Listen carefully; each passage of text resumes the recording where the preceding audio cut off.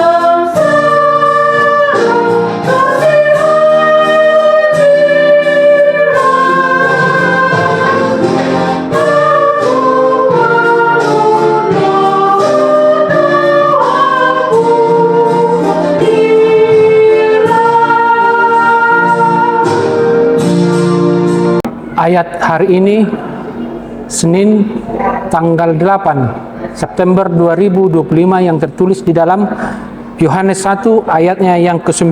Demikian firman Tuhan. Terang yang sesungguhnya yang menerangi setiap orang sedang datang ke dalam dunia. Demikian firman Tuhan. Saudaraku yang terkasih di dalam nama Tuhan Yesus Kristus, apa yang kita dengarkan hari ini merupakan perikop yang sangat penting.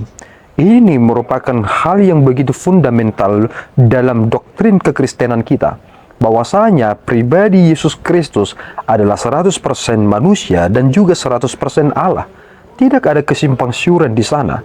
Karena jika Yesus Kristus tidak berada di dalam dua hal tersebut, maka tentu apa yang dilakukannya ke dalam dunia ini akan menjadi suatu kesia-siaan. Tetapi karena Yesus Kristus 100% manusia dan sekaligus 100% Tuhan, maka semua hal yang dikerjakannya akan memberikan pemenuhan yang sesungguhnya tentang keselamatan umat manusia.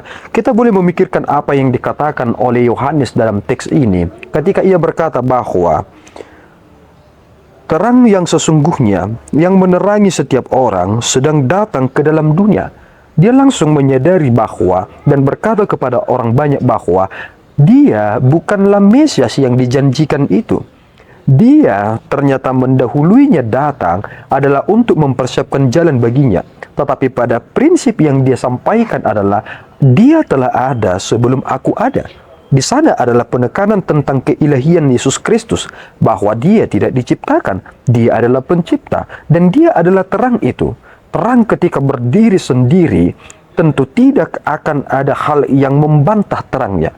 Jika saudara dapat melihat saya, jawabannya adalah karena ada terang di sini, sehingga hal itu memberikan pantulan yang nyata kepada saudara. Jika kita telah berada di dalam terang itu, akan ada hal yang kita pantulkan sebagaimana hal itu telah hidup dalam diri kita.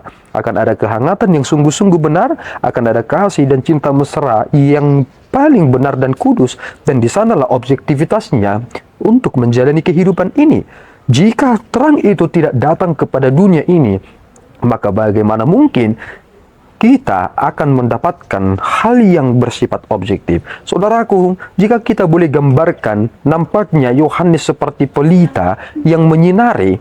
Dia itu seperti lilin di tengah matahari. Ketika matahari bersinar, maka lilin tidak dipergunakan lagi.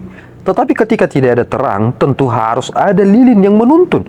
Dan di sanalah letaknya perbedaan yang signifikan antara Yesus Kristus dengan Yohanes Pembaptis. Mari saudaraku hidup dalam terang itu. karena terang itu telah bersama-sama dengan kita di dalam pribadi anaknya Yesus Kristus. Dia adalah inkarnasi di dalam tubuh manusia. Dia adalah Allah sejati yang mengambil rupa sebagai hamba untuk memberikan kita hati yang diterangkan oleh firman-Nya, sehingga kita akan dapat merespon apa yang Tuhan inginkan dari kita. Kiranya Tuhan menolong kita. Amin. Kita berdoa. Ya Tuhan, kami bersyukur atas berkat-Mu. Terima kasih Bapa atas anugerah yang boleh kami terima dalam kesempatan yang baik ini. Terang itu telah bercahaya di tengah-tengah kami dan memberikan kami pemahaman yang sungguh-sungguh agung dan benar. Terima kasih Bapa, jika bukan karena Kristus yang datang kepada kami selamanya akan berada di dalam kegelapan. Terpuji Engkau Bapa, kami serahkan hidup kami ke dalam tangan-Mu. Di dalam Yesus kami telah berdoa dan mengucap syukur. Anugerah Tuhan kita Yesus Kristus, kasih setia Allah Bapa kita, dan persekutuan Roh Kudus menyertai saudara. Amin. Tuhan Yesus memberkati.